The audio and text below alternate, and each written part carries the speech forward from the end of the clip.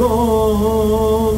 הוא יברך את כל הקהל הקדוש הזה, גדולים וקטנים, אמון שם ובניהם ותלמידיהם וכל אשר להם מלכה דעלמא יברך ידכון ויזכה ידכון וישמע בקנצלותיכון.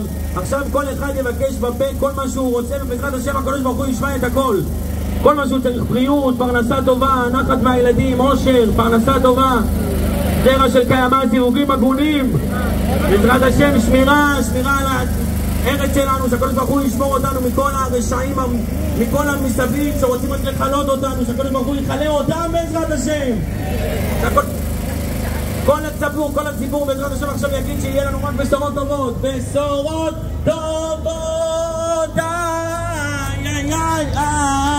איי, ילדים טובים, איי, עכשיו עליו בכוח.